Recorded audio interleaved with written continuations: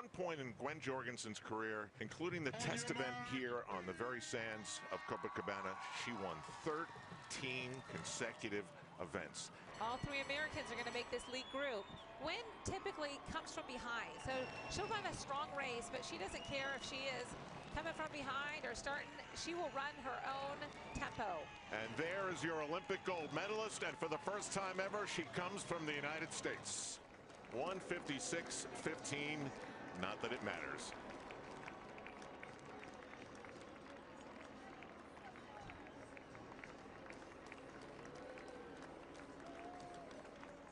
USA! There we go, there we go. Give it up for Gwen, our Olympic champ. First gold medalist in U.S. history in the triathlon. Did we invent the sport? We did, We yes. invented the sport, so it's kind of crazy you're the first to win it. We like to win things we invent. That is true, yes. I like to win things too. So I know she won a gold medal. Can we check out the bling? And by the Sure. way, you know she's in New York City because check out that purse that the medal has been carried in. This is cool. You got to show everyone that box. This is the coolest purse, and then the next is the cool box. So we have a cool box, yes. Swivel to open.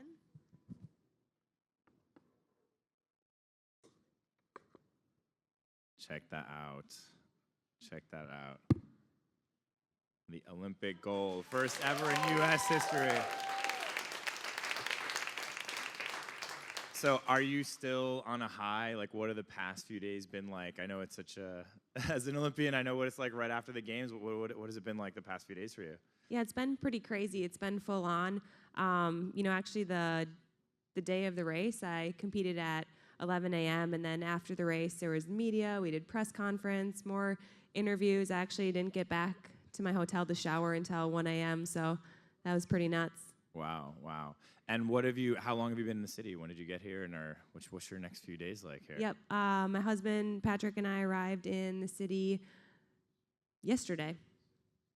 And going around. And I saw him with many outfits when you guys walked in. So how many outfits today for your appearances? A lot. It's pretty awesome. Normally I don't get to dress up. I'm normally just in athletic clothes. So I've been playing dress up all day, and it's been pretty cool. I say this is definitely the best outfit you've worn. So thank you. You've seen them all? Today. No, I've seen a few.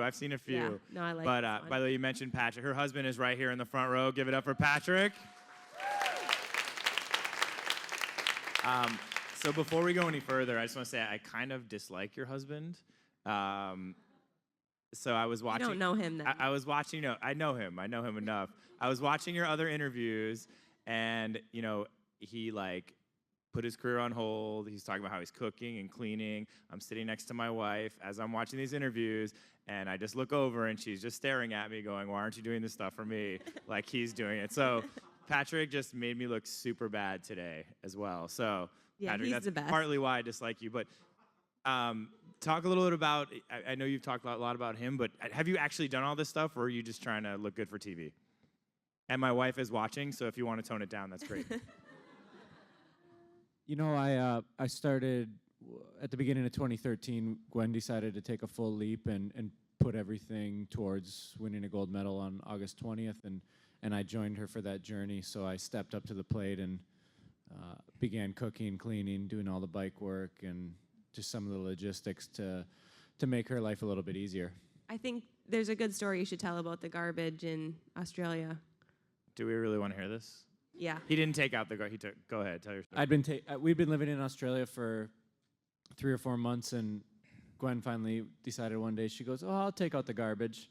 And she'd been gone for, 5, 6, 7 minutes, and comes back into the house with the garbage bag still in her hand, and she goes, I don't know where to take the garbage once it goes outside. Are you that? I was reading you're super planned out and focused on training. You've been that tunnel vision for the last 4 years? Yeah, every day. And will it work for me to tell my wife I can't take out the garbage if I'm training for Tokyo? Does that work? I don't know. I think everyone's different. Patrick, he considers this a job to take care of me, and he's there 24/7 doing everything he can so that I can be successful. Give it up. Give it up for Patrick. Give it up for Patrick. I do want to ask you this, though. So there was kind of a theme at the Olympics, a lot of conversation. Were men getting too much credit for women's success? There was the Hungarian swimmer who won gold, and her, like, revved up husband on the sideline. The announcer was like, that's the guy who, like, won her gold. Where do you fall on that? And it, like, if the roles were reversed,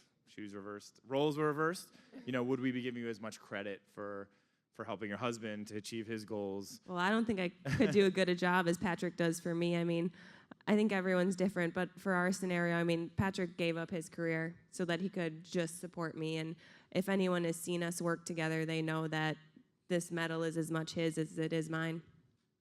Awesome.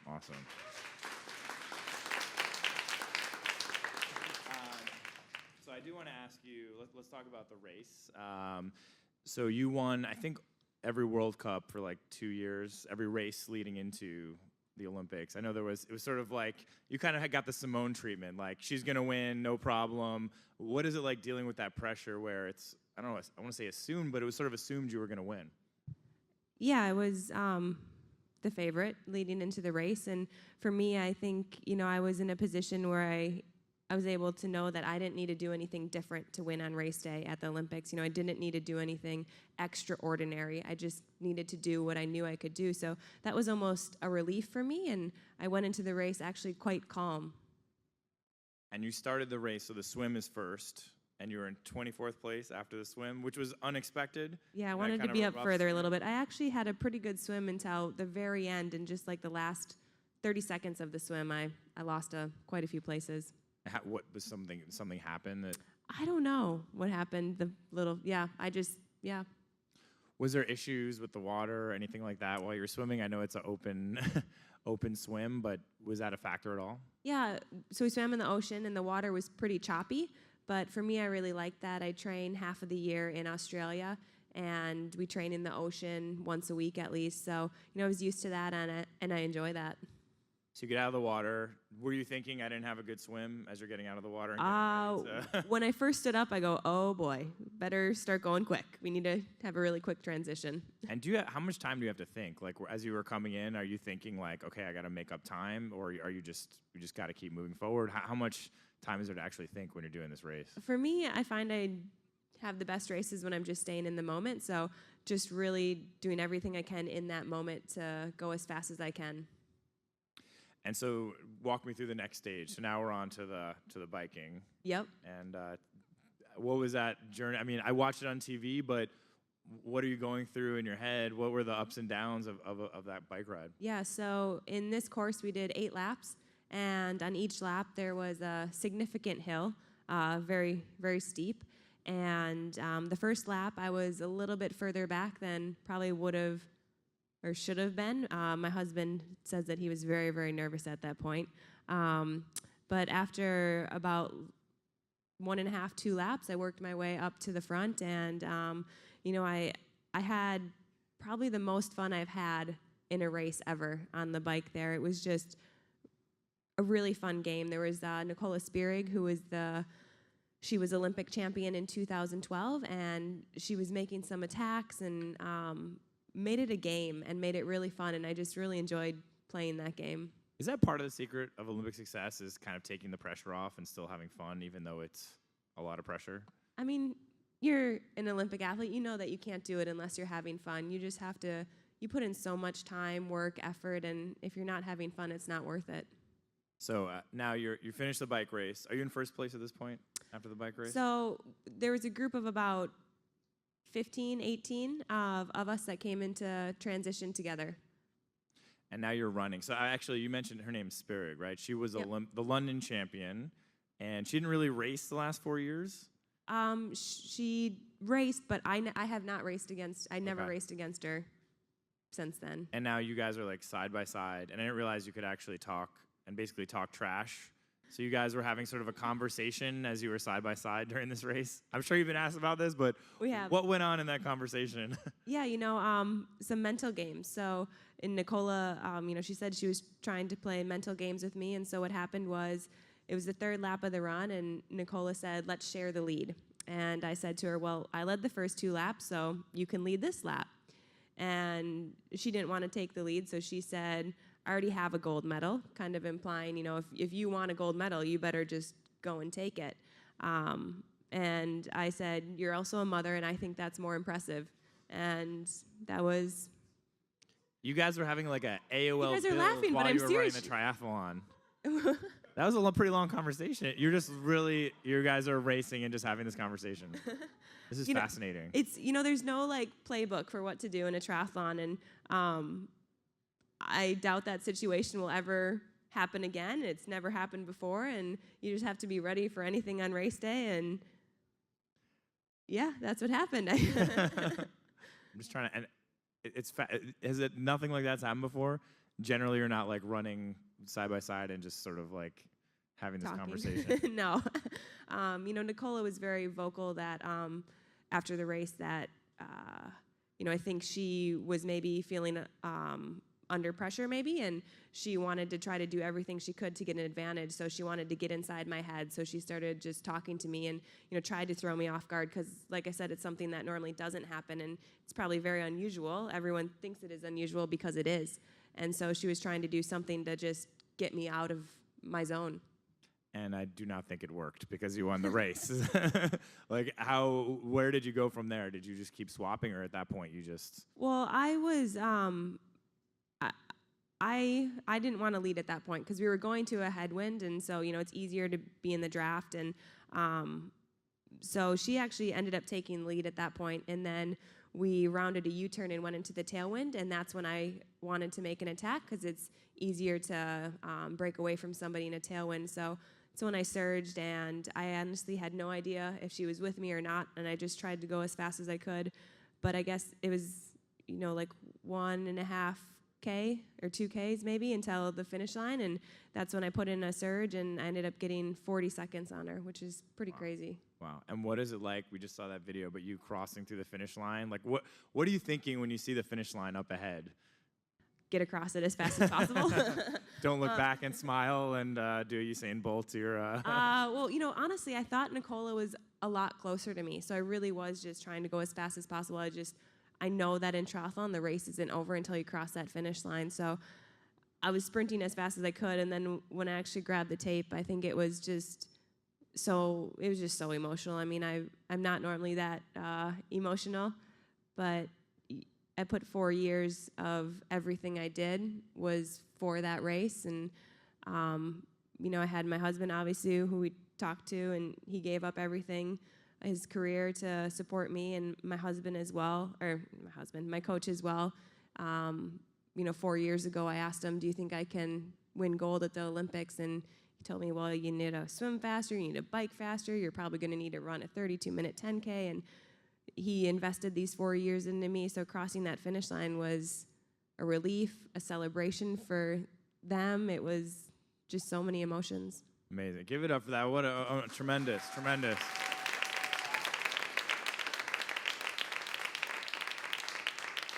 If you share advice with anyone about what it takes to succeed, what's your sort of, you know, main 1 or 2 takeaways that you share with people?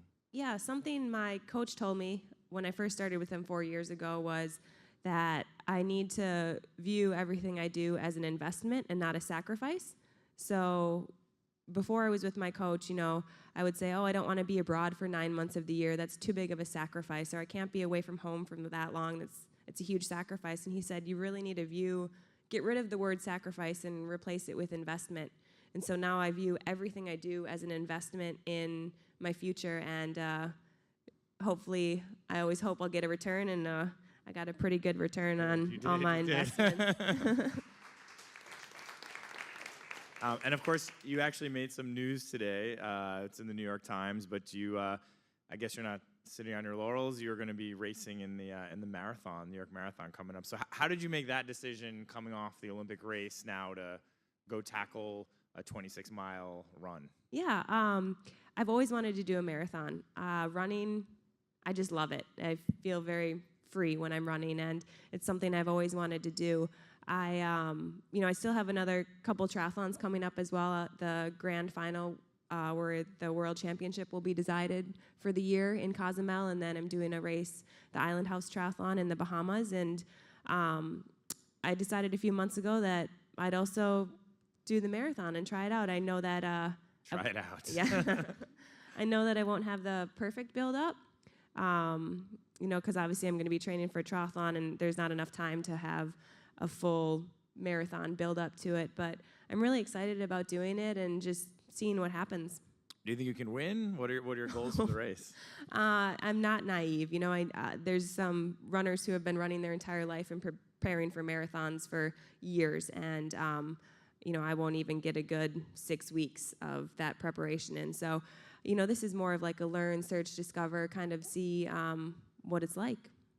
So most people take a break after the Olympics, but it seems like are you training this week? Like you mentioned you have races coming up. How much are you actually training right now, and how much are you just trying to soak in the post-Olympic moment? Yeah, right now I am just trying to soak everything in. I haven't trained at all since the Olympic race, but I do after my little time in New York. I'm flying to Claremont, Florida, where I'll be training back with my coach, Jamie Turner, and our training group.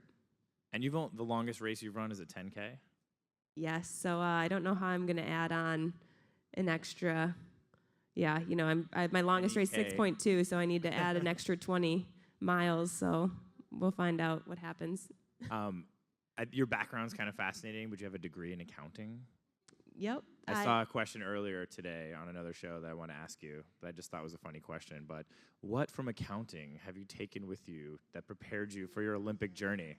Yeah. I think there's a lot of similarities. And if you're as good a CPA as you are a triathlon person, I recommend her.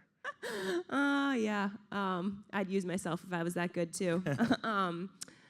I think there's a lot of things that carry over from sport and work life. Just, dedication, hard work, setting a goal, trying to reach it. All those things can apply to both normal working office jobs and my career as well, triathlon. Is that what happens when people would meet with you about their taxes? They get like motivation and tax advice? That'd be awesome, hey? I think that's a whole business there. Yeah. Patrick, I think you guys post-career, motivation and taxation? Yeah. Does that go together? Yeah, tagline. People need it when they're going in to pay their taxes. They need some inspiration. I want to ask you a few things. So now you're living you're born in Wisconsin, but now you and Patrick are in, you just told me. St. Paul, Minnesota. St. Paul. Yep. And so what are your guys' plans together? Yeah, a huge dream of mine, more than anything athletically or anything else, is to have a family. And Patrick and I are both ready for that new chapter. I'm not ready to be done with sport yet, but, I think there's a lot of female athletes out there who have had kids and come back and done well. So, that's something that they've really inspired me to have a kid and get back into sport. I highly recommend twins. Yes, that's what you're doing. Yes, that's what I'm doing. Yes, my get wife two is done 9 at months once. pregnant right now, so but it's a good move for an athlete because you can get like your family, Exactly, boy, 2 girl, at once, and then yeah. you're done and ready to go back for Tokyo. Yes. So is Tokyo? If only you could plan that. Yes, just, if only you could. Yep. Is Tokyo in the game plan for you?